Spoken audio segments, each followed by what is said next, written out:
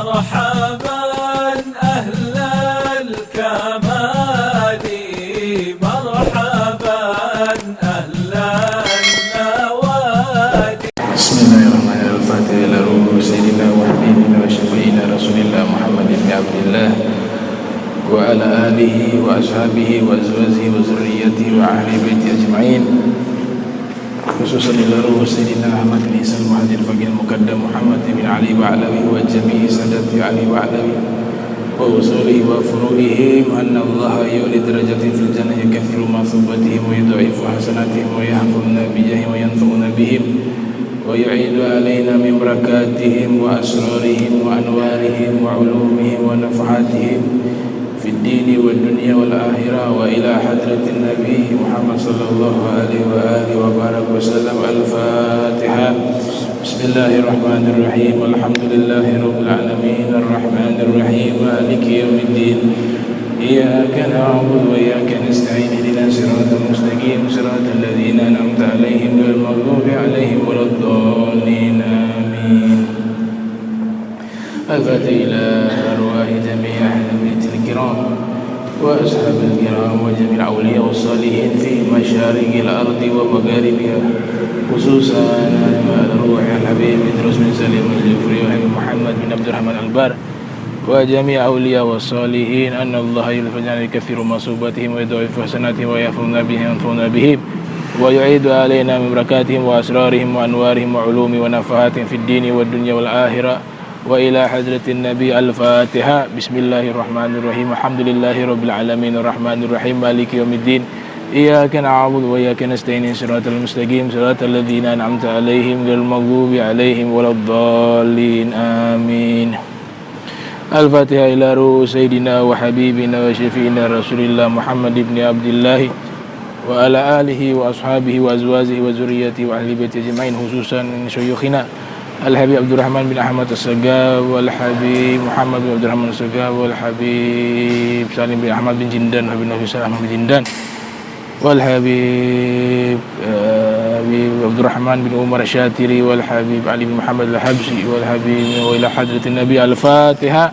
بسم الله الرحمن الرحيم. الحمد لله رب العالمين الرحمن الرحيم مالك يوم الدين، إياك نعبد وإياك نستعين، اهدنا الصراط المستقيم صراط الذين أنعمت عليهم غير المغضوب عليهم ولا الضالين، آمين.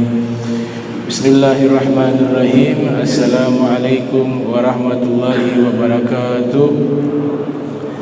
الحمد لله الحمد لله الذي رفع السماء بغير عمد وخفض الأرض وقدر فيها أوقاتها لنفع العباد وثبتها بالروائس والأوتاد وجزم بوحدانيته أهل البغي والإلحاد، ثم الصلاة والسلام على سيدنا محمد المخصوص بالشفاعة العظمى يوم المعاد، وعلى آله وصحبه الذين بذلوا محجهم لنصر الحق من غير شك ولا تردد. أما بعد، سبحانك لا علم لنا إلا ما علمتنا إنك أنت العليم الحكيم. ربي اشرح لي صدري ويسر لي أمري واحلل عقدة من لساني يفقه قولي وسدد لساني واهد قلبي بحق سيدنا محمد صلى الله عليه وآله وبارك وسلم. يا من هو في علوه كائن، يا من هو في فعل حميد، يا من هو في مجده متين. اللهم أكرمنا بنور الفهم وأخرجنا من ظلمات الوهم وارزقنا فهم النبيين وحفظ المرسلين وإلهام ملائكة المقربين. ربنا زدنا علما وفهما وعقلا يا أكرم الأكرمين، بحق سيدنا محمد خاتم الأنبياء والمرسلين. يا رحمن يا رحيم، وصلى الله على سيدنا محمد وعلى آله وصحبه وبارك وسلم، والحمد لله رب العالمين. Alhamdulillah, puji syukur kehadirat Allah Subhanahu wa Ta'ala, dan tak lupa salawat dan salam tercurahkan kepada junjungan mulia Nabi kita tercinta Nabi Muhammad sallallahu alaihi wasallam beserta segenap keluarga beliau, sahabatnya dan umatnya yang senantiasa melaksanakan ajaran beliau hingga akhir masa nanti.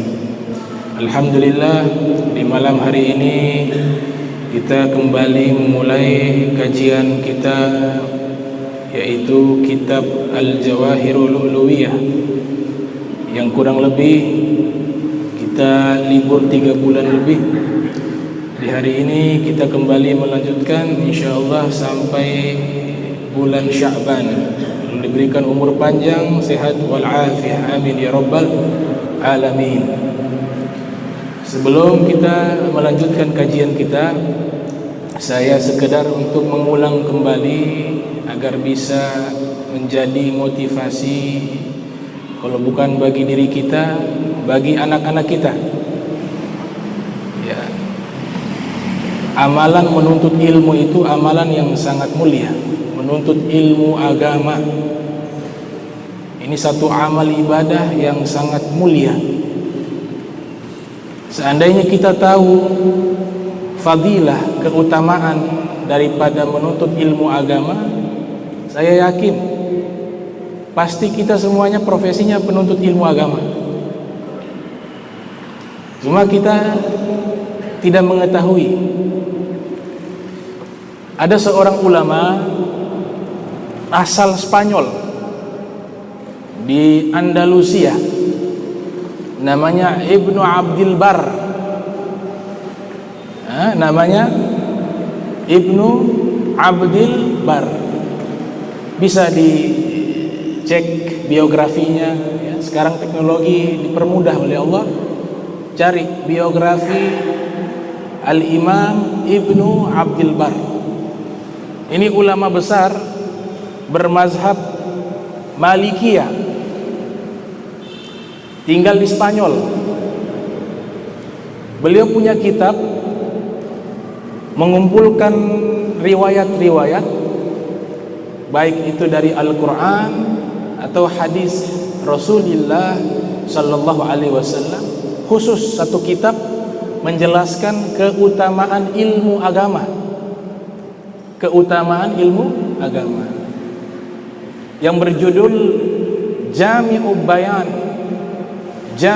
Bayanil Ilmi wa Fadlih. Nama kitabnya Jami'u Bayanil Ilmi wa Fadlih. Artinya ensiklopedia penjelasan tentang ilmu agama, wa fadlih, dan keutamaan ilmu agama. Jadi penuntut ilmu agama dijelaskan dalam kitab tersebut ada 4 kategori. Ada yang benar-benar fokus, jadi dia punya aktivitas lebih banyak belajar, menjadi kesibukan sehari-hari. Ini yang paling nomor 1. Kalau tidak mampu seperti ini, turun kelas 2, tapi masih dikatakan penuntut ilmu. Apa itu? Mustami'ah, datang dengar, masih masuk keutamaan penuntut ilmu. Kemudian yang berikutnya, dia muhib, cinta kepada, dia tidak memiliki waktu karena mungkin dia sibuk dan dengan aktivitasnya tidak memiliki waktu, dan dia mungkin tersibukkan dengan mencari nafkah misalnya. Tapi dia cinta kepada ilmu agama, dia cari tahu. Mungkin sekarang bisa lewat paling standar minimal media. Senang sama ulama, cinta kepada ilmu agama, tapi sayang waktu terbatas. Maka tetap dia dikategorikan penuntut ilmu tapi kelas 3. Jangan sampai keluar dari 3 ini. Sudah bukan penuntut ilmu, menghabiskan waktu untuk ilmu, mendengar tidak mau, kemudian cinta juga tidak. Ada ulama, bahkan ini ulamanya keluarga turun-temurun, mungkin sudah puluhan tahun yang lalu, di Suriah. Ini ulama ini punya marga unik. Dia punya gelar Huffar. Huffar. Apa itu huffar? Profesi tukang gali kubur. Jadi seluruh keluarganya ulama punya gelar di belakang haffarun, tukang gali kubur. Jadi ulama-ulama terdahulu profesi pekerjaan tidak menghalangi mereka menuntut ilmu agama. Ini kadang-kadang kita salah di dalam mengartikan menuntut ilmu. Ketika sudah kerja, sudah punya pekerjaan, menghalangi dia untuk menuntut ilmu agama. Kewajiban itu tidak akan gugur dengan pekerjaan. Kewajiban menuntut ilmu tidak gugur dengan pekerjaan kita. Kalau kita mau, bisa tuh. Bisa, Allah kasih sehari 24 jam. Masa tidak bisa untuk hanya 1 jam, 2 jam untuk menuntut ilmu agama? Sekalipun tidak paham, dia sudah ada usaha untuk belajar, insya Allah kewajibannya digugurkan oleh Allah Ta'ala. Jadi gak boleh beralasan tidak bisa nuntut ilmu karena sibuk kerja. Saya akan sebutkan ulama-ulama besar yang mereka juga sibuk kerja tapi jadi ulama. Ada seorang ulama namanya Muhammad Dabbas. Muhammad Ad-Dabbas. Dabbas ini diambil dari kata dipsun. Dipsun bahasa Indonesia adalah sirup. Kalau Dabbas profesinya sebagai tukang sirup. Tukang sirup. Berdagang sirup. Di dalam kitab Siyar wa A'lami Nubala, ensiklopedia biografi para ulama, ada 13 jilid, disusun oleh Imam Muhammad bin Ahmad Az-Zahabi, lahir 673 Hijriah, meninggal 748 Hijriah. Beliau ketika menceritakan biografi Al-Imam Muhammad Dabbas, disebutkan salah satu murid dari Al-Imam Muhammad Ad-Dabbas adalah Syekh Abdul Qadir bin Musa Al-Jilani. Bisa bayangkan, Sultanul Auliya wal Ulama wa Qutbil Aqtab, Sayyidina Syekh Abdul Qadir bin Musa Al-Jilani qaddasallahu ruhahu wa nawwara dhariha, itu salah satu muridnya tukang sirup, Muhammad Dabbas. Jadi beliau kerja tidak menghalangi untuk menuntut ilmu agama. Itu salah satu contoh. Kalau kita belajar ilmu Al-Quran, ada kitab tentang membahas hukum-hukum yang terdapat di dalam Al-Quran. Judul kitabnya Ahkamul Quran. Judulnya Ahkamul Quran, hukum-hukum di dalam Al-Quran. Bisa dilihat, bisa dicari tahu kitabnya. Pengarangnya memiliki gelar di bagian belakang Al-Jassas, pakai shot. Al-Jassas. Apa artinya Al-Jassas?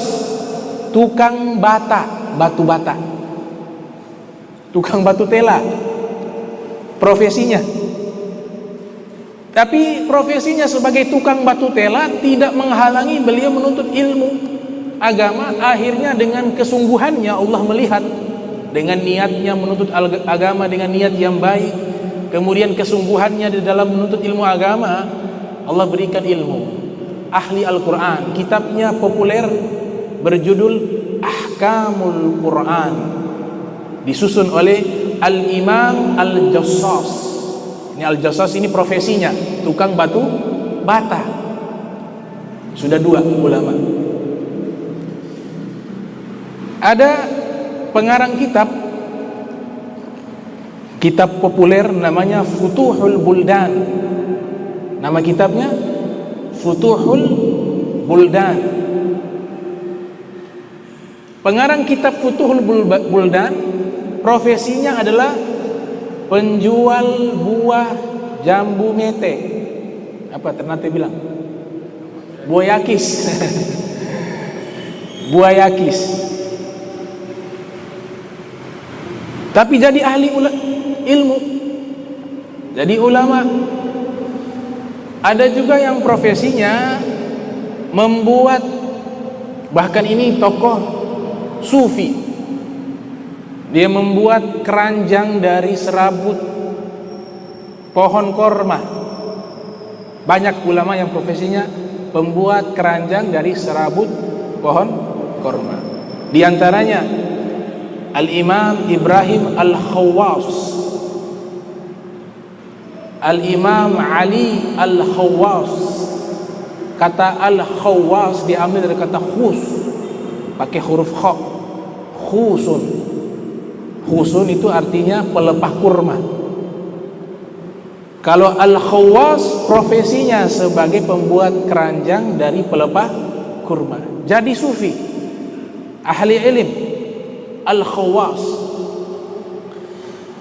Ada juga ulama terkenal yang kita pasti mengetahui nama ulama tersebut, yaitu Imam Muslim Ibnul Hajjaj Ibn Muslim Al-Qusairi Naisaburi, lahir tahun 204 Hijriah, meninggal 261 Hijriah. Terkenal dengan hadis Sahihu Muslim. Imam Muslim penjual kain, punya toko di pasar, beliau jual kain. Beliau punya toko, di sampingnya ada ruangan kecil. Ternyata ruangan di situ murid-muridnya sedang menanti beliau selesai melayani konsumen. Beliau ke ruangan sebelah belajar hadis Nabi Muhammad SAW. Imam Muslim. Ada juga Al-Imam Muhammad Ibn Sirin. Al-Imam Muhammad Ibn Sirin, seorang tabi'in. Beliau punya guru sahabat bernama Sayyidina Anas bin Malik. Punya kitab terkenal, kitab beliau populer. Nama kitabnya Tafsirul Ahlam. Tafsirul Ahlam. Kitab membahas tentang tafsir mimpi. Itu kitab beliau, Muhammad Ibn Sirin. Jadi kalau kita bermimpi, jadi Imam Zawzi Al-Qayyim dalam kitab Ar-Ruh yang lahir tahun 651 Hijriah, meninggal 751 Hijriah, dalam kitab Ar-Ruh itu menceritakan mimpi itu ada 3. Ada mimpi Ar-Ru'yah minallah, ada mimpi sumbernya dari Allah, ilham dari Allah Subhanahu wa ta'ala. Mimpi-mimpi baik, mimpi-mimpi baik. Di antaranya mimpi yang paling baik diletakkan di ranking utama mimpi terbaik dalam kitab Tafsirul Ahlam adalah mimpi berjumpa dengan Nabi kita Muhammad sallallahu alaihi wasallam. Itu mimpi dari Allah. Man ra'ani fil manami fasayarani fil yaqzah fa inna syaitan lam yatamassal bi. Nabi kita sallallahu alaihi wasallam bersabda, siapa yang melihat aku di dalam mimpi, dia akan melihat aku dalam keadaan sadar. Karena sesungguhnya syaitan tidak bisa menyerupai diriku, kata Rasulullah SAW. Nah, ini mimpi berjumpa dengan Nabi SAW. Ini mimpi dari Allah. Allah yang izinkan kita bisa bermimpi dengan Nabi kita Muhammad SAW. Tapi dengan syarat-syarat, kita laksanakan ajaran beliau, kita menjaga anggota tubuh kita dari maksiat, maka ini bisa diberikan anugerah, bisa berjumpa Nabi kita Muhammad sallallahu alaihi wasallam di dalam mimpi kita.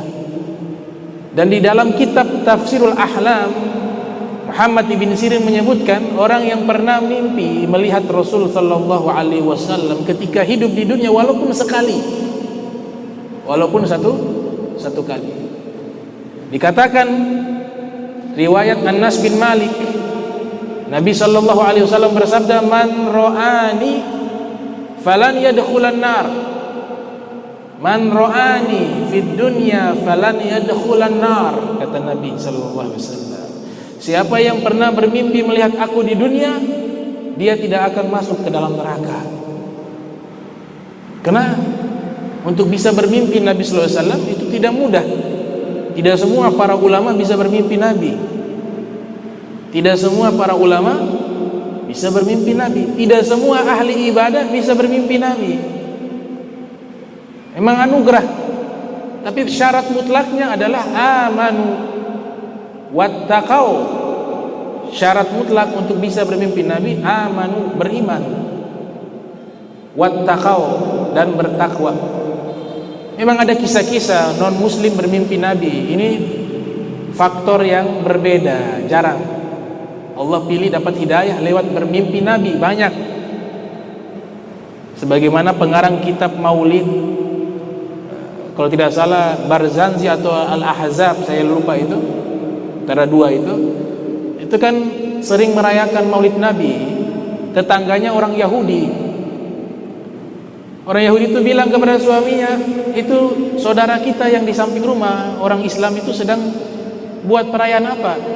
Suaminya mengatakan itu perayaan Maulid Nabi Muhammad SAW, Nabi mereka. Maka di malam hari sang istri tidur bermimpi. Beliau bermimpi melihat ada rombongan manusia dengan berpakaian putih, dengan wajah yang bersinar, datang masuk ke rumah tetangganya. Maka di dalam mimpi tersebut sang wanita itu mengikuti rombongan orang yang berpakaian putih. Yang menarik, ketika telah masuk ke rumah tetangganya, ternyata di tengah-tengah rombongan itu ada sosok manusia yang tampan, yang wajahnya bercahaya, yang penuh dengan wangi-wangian dari aroma tubuhnya. Maka wanita tersebut melihat, ditanya itu siapa? Ditanya kepada orang yang ada di sekitarnya. Mereka katakan itu yang di tengah-tengah itu adalah Nabi Muhammad SAW. Maka sang wanita itu memanggil, ya Muhammad. Nabi menjawab, sami'na. Nabi mengatakan, ya, saya mendengar panggilanmu wahai wanita. Benar engkau adalah Nabi Muhammad? Iya. Kalau begitu saya mau masuk Islam, karena dari wajahmu saya tahu engkau laisa biwajhin kadzdzab, bukan wajah seorang pendusta. Wajahmu telah menunjukkan dirimu sebagai seorang nabi. Maka syahadat di dalam mimpi. Syahadat di dalam mimpi. Bangun dari tidur, ini wanita Yahudi. Wanita tersebut ingin masuk Islam secara alam sadar, tapi belum menceritakan kepada suaminya. Sang wanita tersebut, dia rencana membuat sekalian masuk Islam, sekalian mengadakan Maulid Nabi Muhammad SAW. Dia alas karpet di rumahnya, buat wangi-wangian. Suaminya heran, ada acara apa? Belum ingin memberitahu. Dia takut suaminya menolak. Kata istrinya, nanti saya kasih tahu, nanti saja. Iya, tapi ini ada acara apa? Ya, nanti. Ternyata suami juga ini cerita secara makna ya, secara makna. Suaminya juga lagi bebenah, beres-beres, nyapu. Istrinya heran, ada apa ini? Rapi-rapi ini rumah. Kata suaminya, nanti saya kasih tahu. Akhirnya sang istri, singkat cerita, sang istri mengatakan, mereka sudah beres-beres, sudah rapi rumah. Rencananya malam atau besok harinya mau masuk Islam sekalian mengadakan maulid. Kemudian wanita tersebut mengatakan kepada suaminya, wahai suamiku, saya rencana mau masuk Islam. Kata suaminya, saya sudah tahu. Tahu dari mana? Ketahuilah wahai istriku, saya juga mau masuk Islam. Kok bisa? Mimpimu semalam, saya lihat kau masuk ke dalam rumah tetangga kita. Kemudian engkau bersyahadat di hadapan Nabi Muhammad SAW. Selesai itu engkau lupa, engkau sudah bangun dari tidur, ada lanjutan kisah dalam mimpi tersebut. Kemudian saya menyusul masuk Islam di hadapan Nabi Muhammad SAW. Nah, ini pengecualian. Allah berikan hidayah kepada orang yang Allah kehendaki. Wa ma 'alal ilahi syai'un yajibu. Dalam kitab Zubat dikatakan Allah Ta'ala punya kekuasaan mutlak, tidak ada yang harus dikatakan wajib kepada Allah. Yusibu man ata'ahu kama, Allah mampu memberikan pahala bagi orang yang taat atau orang yang bermaksiat, Allah mampu. Tapi Allah punya sifat adil, mustahil Allah zalim.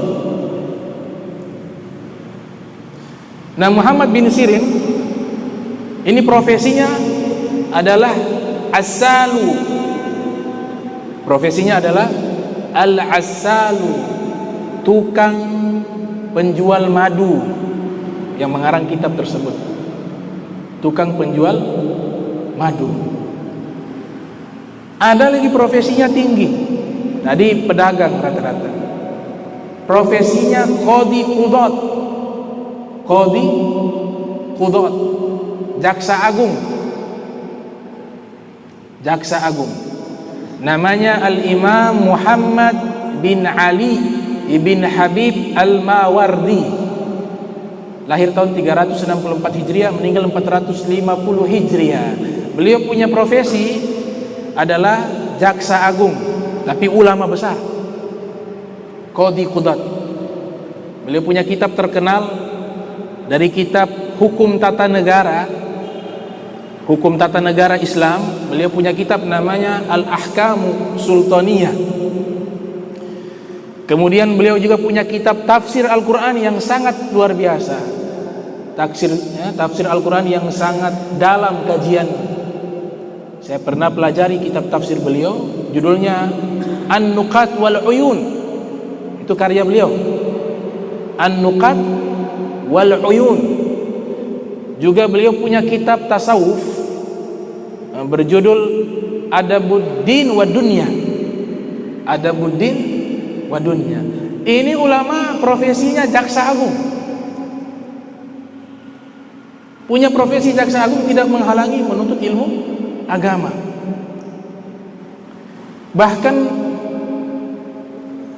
Imam Junaid Al-Baghdadi rahimahumullah, Imam Junaid Al-Baghdadi rahimahumullah, itu beliau punya ayah, bukan ulama. Beliau punya ayah diberikan gelar profesi khawarir. Khawarir artinya penjual botol bekas. Itu ayahnya Imam Junaid Al-Baghdadi.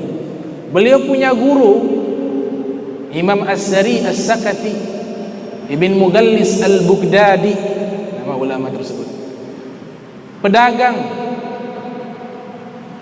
kain sutra, baju muslim, punya toko di pasar. Tapi sholat tahajudnya, tokonya itu beliau hidupkan dengan sholat malam, sholat sunnah. Sampai dikatakan satu hari itu hampir 700 rakaat. Di dalam toko beliau sholat sunnah 700 rakaat. Beliau setiap hari buka toko, berdagang sambil belajar. Itu dikatakan pernah terjadi musibah, diceritakan oleh murid-muridnya. Kami sering melihat guru kami selama 40 tahun menangis, istighfar. Kami bertanya kepada guru kami, Imam Sari As-Sakati, wahai guru, kenapa kami melihat ada satu waktu tertentu engkau istighfar sambil meneteskan air mata? Kata Imam As-Sari As-Sakati mengatakan, saya meneteskan air mata karena saya melakukan satu dosa besar. Dosa besar. Apa itu dosa besar? Dan ini saya istighfar selama 40 tahun. Beliau menganggap telah melakukan dosa besar. Ini gurunya Imam Junaid Al-Baghdadi, Sayyidut Taifah, beserta juga paman beliau. Ya, guru juga paman. Beliau ceritakan, saya punya dosa satu. Yang saya anggap dosa ini dosa besar. Saya punya toko di pasar. Itu toko kan setiap hari digunakan sholat ratusan rakaat, 700 rakaat, 600 rakaat dalam toko. Imam Ali mengatakan, ya suqul mu'minin kal musalla musallin. Pasarnya orang-orang terdahulu dari kalangan para aulia dan solihin, orang-orang beriman, mereka punya pasar seperti masjidnya orang-orang yang sholat. Pasarnya orang-orang dulu. Nah, terjadi bencana di pasar tersebut, seluruh toko yang ada di pasar tersebut kena bencana kebakaran. Habis seluruhnya, terbakar. Tapi yang anehnya, tokonya Imam Sari As-Sakati itu tidak terbakar, utuh. Maka Imam Sari ketika masuk ke pasar lihat tokonya selamat, tidak kena kebakaran, Imam Sari As-Sakati mengucapkan kalimat syukur kepada Allah, mengatakan alhamdulillah, saya punya toko selamat. Ternyata di saat yang sama teman beliau yang ikut dalam profesi sebagai seorang pedagang, para pedagang, semuanya lagi menangis bersedih karena mereka punya toko terbakar. Imam Sari As-Sakati melihat di samping kanan menangis, di samping kiri menangis, semuanya sedih. Hanya beliau saja yang bahagia karena selamat. Beliau mengatakan, saya sudah melakukan dosa besar. Kenapa? Saya bahagia di atas penderitaan saudara saya. Padahal sebenarnya tidak berdosa. Karena beliau mengucapkan alhamdulillah karena tokonya selamat, tidak bermaksud berbahagia di atas penderitaan saudara-saudaranya. Tapi orang yang memiliki hati yang bersih, dia punya tingkat rasa empatinya begitu tinggi kepada sesama, sehingga dia mengatakan itu adalah dosa besar. 40 tahun istighfar hanya satu kesalahan itu. Bagaimana kiranya kalau kita berbahagia, bahkan kita merasakan senang jika ada di antara saudara kita yang tertimpa musibah. Maka dosa seperti ini amat besar. Dan Nabi melarang. Nabi katakan tidak sempurna, bahkan tidak beriman seorang di antara kalian yang dia berbahagia di atas penderitaan saudaranya, kata Rasulullah SAW. 40 tahun. Profesinya pedagang. Ada seorang ahli teologi Islam. Profesinya penjual sayur mayur. Penjual sayur di pasar. Tapi jadi ulama, ahli teologi dunia, ahli kalam. Namanya Al-Imam Abu Bakar Al-Baqqalani. Baqqalani dari kata baqalun, artinya sayur. Baqqalani artinya tukang sayur. Jadi gak ada alasan untuk tidak menuntut ilmu agama.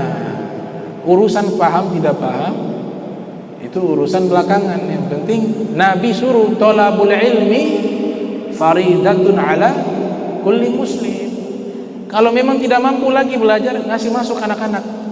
Punya anak, ngasih sekolah yang benar, pesantren. Ngasih sekolah pesantren. Kalau ingin menyelesaikan, karena butuh juga dukungan ekonomi, bisa disiasati. Yang satu sekolah agama fokus, yang satu sekolah dokter. Kasih wasiat kepada yang dokter, nanti kalau sudah kerja punya gaji besar, ini bantu nih, kasih sekolah agama lagi. Ini jadi masuk surga dua-dua. Di zaman Nabi SAW terjadi kasus seperti ini. 2 orang saudara kandung. Yang satunya, kakaknya ini memerintahkan adiknya, kau punya tugas belajar, menuntut ilmu kepada Nabi Muhammad SAW. Belajar.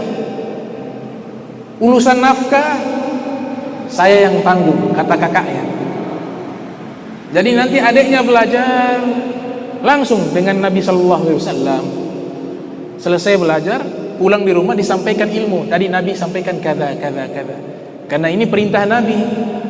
Ya, falyablughi syahid minkumul ghaib, kata Nabi. Hendaknya yang hadir di majelis ilmu dia sampaikan ilmunya kepada yang tidak hadir. Itu perintah Nabi sallallahu alaihi wasallam.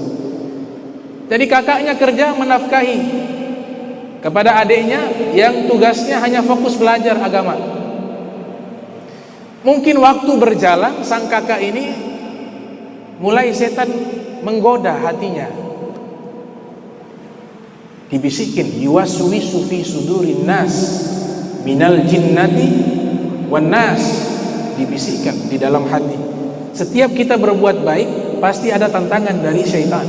Itu pasti. Niat baik, berbuat baik, melakukan amal soleh, pasti dapat tantangan dari syaitan, dari nafsu, dari hawa, dari dunia. Pasti. Ini di zaman Nabi SAW, sang kakak mulai digoda.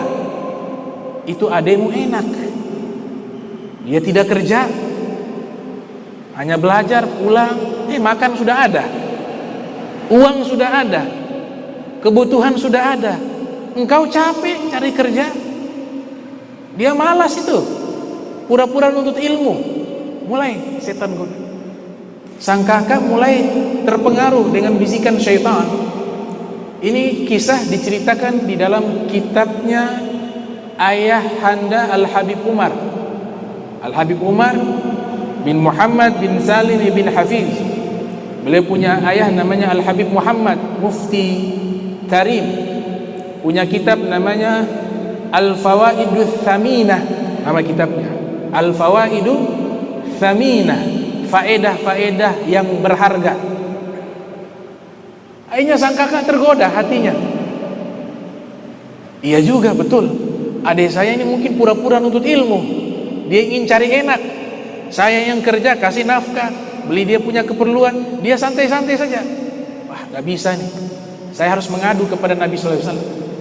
Sang kakak datang ke Nabi, berjumpa dengan Rasul sallallahu alaihi wasallam.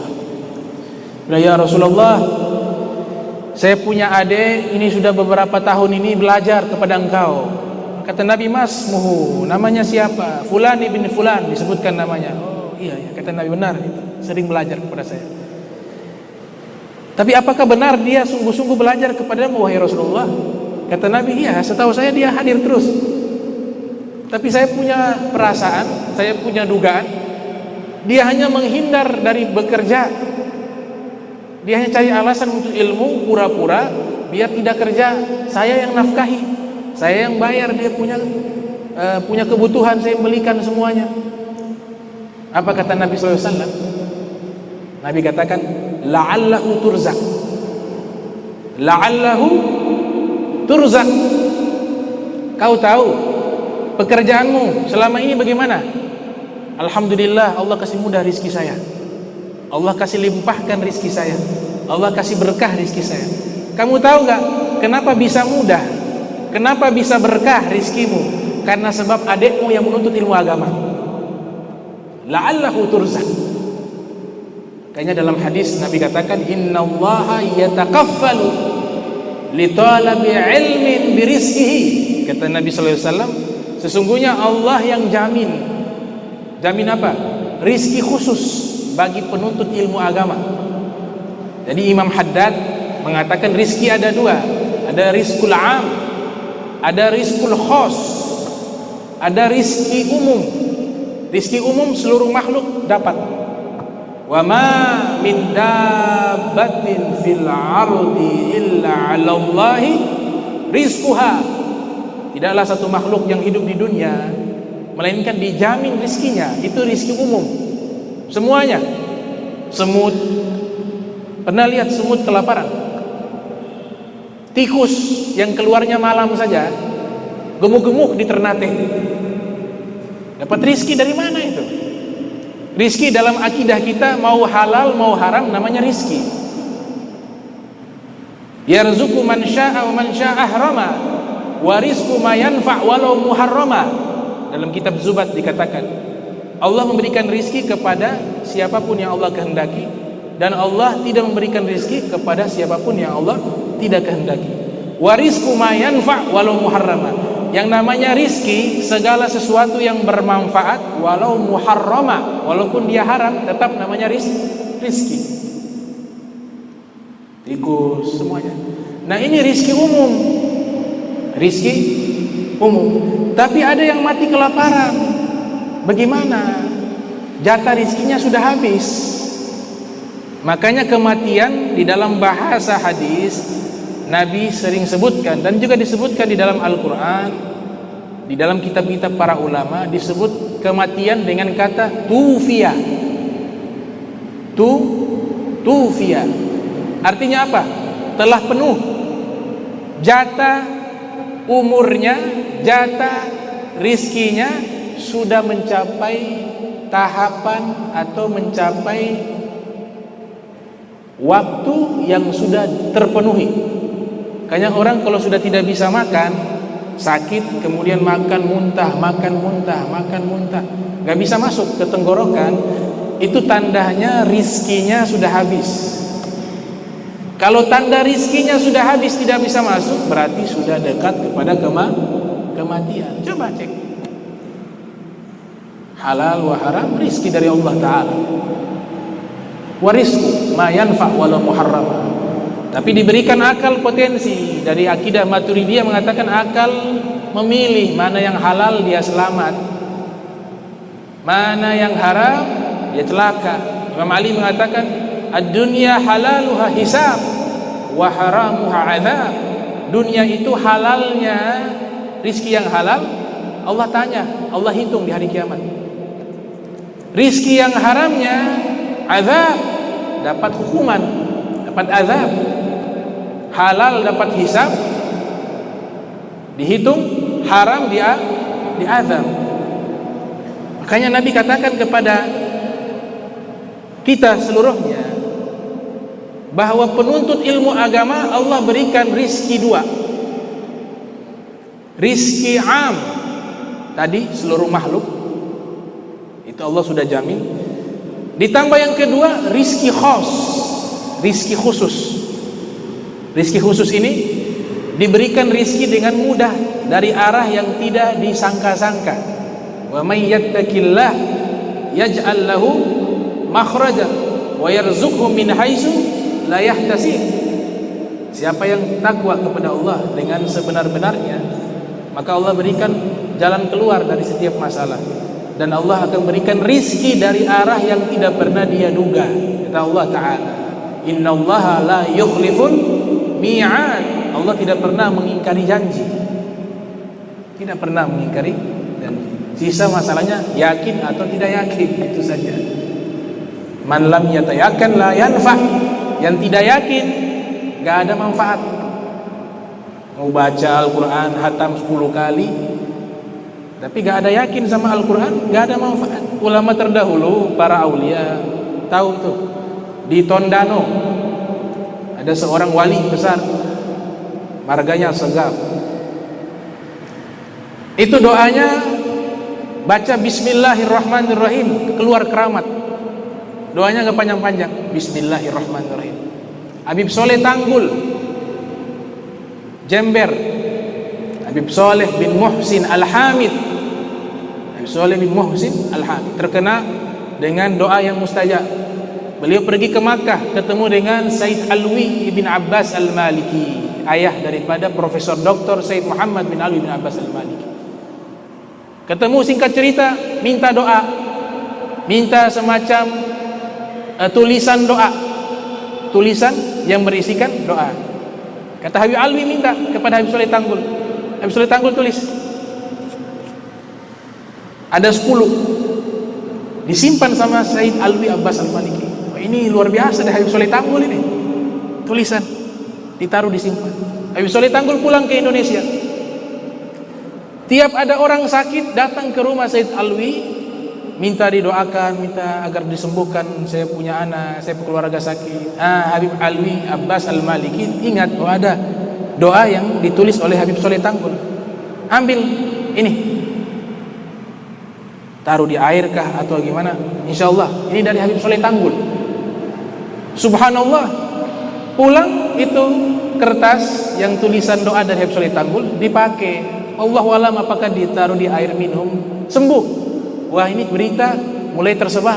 Kalau sakit ke rumah Said Alwi, itu obat mujarab. Ada seorang aulia tulis lewat kertas, datang lagi, sampai akhirnya habis 9 sisa 1. Kata Said Alwi, ini 1 buat saya, ini mujarab, 1 buat saya. Sudah 9 sudah kasih orang semua, mujarab semua. Penasaran, ini doanya apa? Sekali pakai sembuh.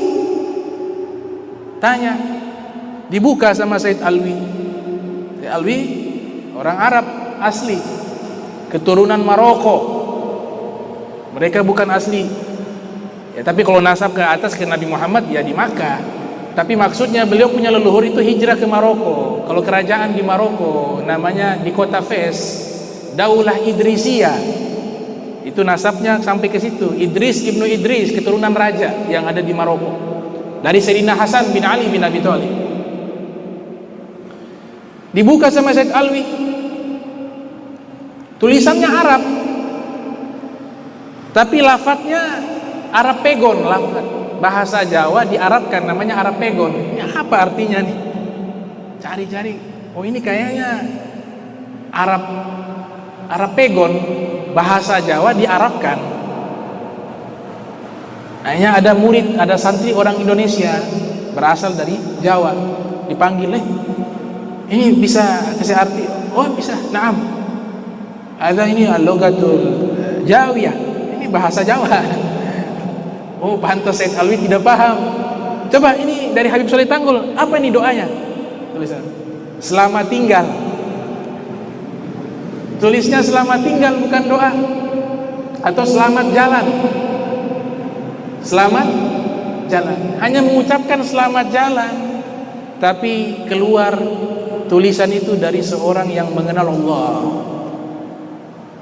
yang kenal Allah, arif billah.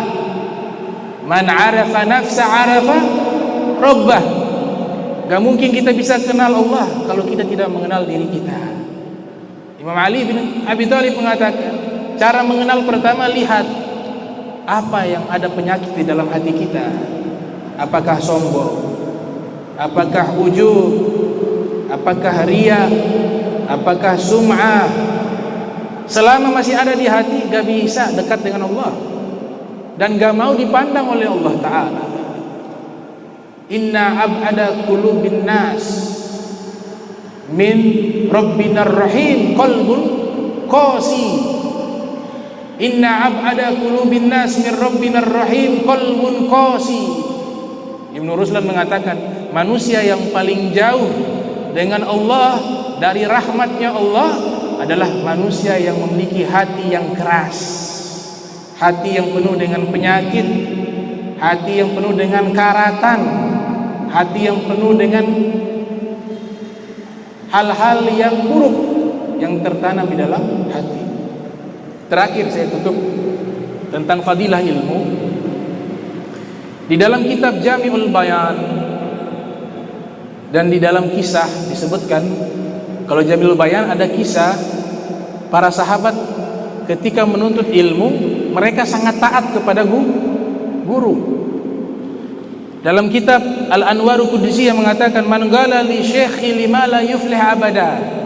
Orang yang mengatakan kepada gurunya, kenapa begini, kenapa begitu, protes, la yuflih abadah, tidak akan sukses selama-lamanya. Nah, Abdullah ibn Rawaha itu belajar kepada Nabi di dalam masjid. Nabi mengatakan kepada orang-orang yang hadir di masjid, ijlisu, kalian yang di masjid ini duduklah. Semuanya duduk. Abdullah bin Rawaha itu di tengah jalan, tapi mendengar ucapan Nabi, ijlisu, duduklah. Maksudnya Rasulullah SAW mengatakan duduklah di hadapan sahabat yang ada di dalam masjid. Tapi lihat bagaimana taatnya seorang murid kepada guru. Abdullah bin Rawaha ketika di luar mendengar kalimat Nabi katakan ijlisu, duduklah, di samping jalan dia duduk di atas tanah, gak berdiri. Lewat orang-orang, kenapa duduk di sini? Abdullah bin Rawah mengatakan, Nabi bilang duduklah. Yang dengar duduk juga. Lihat, mereka taat kepada Nabi Muhammad SAW. Duduk. Selesai daripada mengajar, Nabi bilang, ayo, kumu. Ayo bangun. Di luar baru bangun. Berita ini disampaikan kepada Rasul SAW. Diceritakan bahwa yang di luar itu mereka ikut juga taat. Padahal Nabi maksudnya mengucapkan kalimat itu kepada yang di dalam masjid. Tapi yang di luar karena taat mereka duduk. Apa kata Nabi? Panggil Abdullah bin Rawaha. Betul seperti itu? Naam ya Rasulullah. Karena kami taat apapun yang kau perintahkan, kami akan taat. Sami'na wa ata'na. Kata Nabi, zadakumullahu ta'ah. Zadakumullahu ta'ah. Semoga Allah menambahkan kepada dirimu ketaatan kepada Allah Subhanahu wa ta'ala. Lihat. Begitu cara menuntut ilmu yang benar. Karena ilmu agama ini berbeda dengan ilmu yang lainnya. Ilmu agama ini dia bukan hanya kecerdasan akliyah, intelektual, tapi juga kejernihan spiritual dan hati, kebersihan hati, niat, kesungguhan. Ini yang diperlukan. Terakhir saya tutup, saya ada waktu sedikit ya, karena ini bab tentang fadilah ilmu. Ini jadi motivasi khususnya bagi saya yang masih malas di dalam menuntut ilmu. Itu dikisahkan tadi, kisah awal, ada ulama satu keluarga turun-temurun, seluruhnya ulama, yang laki yang perempuan, yang ibu yang anak, semuanya ulama terkenal di Damaskus. Famnya Haffar tadi, profesinya penggali kubur. Ternyata dikisahkan beberapa ratus tahun yang lalu atau puluhan tahun yang lalu, ini yang namanya Haffar, ulama, dia punya nama Syekh Abdurrahman Haffar. Dulunya bukan ulama, tukang gali kubur. Ia kisahkan, di saat itu ada wanita ini kasihan, janda, bukan orang yang mampu, punya anak meninggal, anaknya meninggal, bawa ke kuburan. Ini kan Abdurrahman Haffar profesinya tukang gali kubur. Beliau gali kubur, beliau yang siapkan semuanya. Diantar jenazahnya, gak ada orang yang mengiringi, sedikit, hanya beberapa orang dari keluarganya. Kemudian ini Abdurrahman Haffar, beliau memikul itu jenazah, memasukkan ke liang lahat. Ini kisah real story, kisah nyata dan terkenal di Damaskus. Ini kuburannya kuburan terkenal, Turbah, di sana terkenal. Dia ambil itu jenazah, dimasukkan ke liang lahat. Subhanallah, dia lihat dengan mata kepala, itu liang lahat berubah jadi taman yang indah, jadi taman surga. Kemudian ada sosok laki-laki berpakaian putih menggunakan kuda berwarna putih ikut mengambil jenazah. Pingsan dia, pingsan. Yang di atas heran, kenapa nih pingsan? Mereka turun, saya bangun, kenapa pingsan? Dia bilang, saya lihat ada orang pakaian putih ambil jenazahnya. Padahal jenazahnya ada, artinya dia saja yang melihat. Terus itu liang lahat berubah jadi taman surga yang indah. Oh, mungkin halusinasi. Dia bilang, enggak, saya lihat dengan mata kepala. Sudah dikuburkan. Kepikiran ini Abdurrahman Haffar, tadi saya lihat, begitu indah itu taman surga. Karena di kuburan ada, Nabi katakan, raudhah min riyadil jannah, taman surga. Allah perlihatkan kepadanya. Waktu berjalan, meninggal juga seorang pemuda. Ternyata saudara dari pemuda yang awal, ibunya bawa juga. Ini anak saya kedua meninggal. Abdurrahman Haffar menggali kuburan kembali, memasukkan jenazah ke liang lahat. Tapi dia punya tekad dalam hati, seandainya saya lihat kejadian yang sama, saya gak mau pingsan. Saya harus tahu nih, benar-benar ini nyata. Jadi antara bimbang, apakah halusinasi apa nyata masih. Makanya yang kedua ini dia katakan, kalau memang lihat lagi, saya tidak mau pingsan. Saya harus lihat.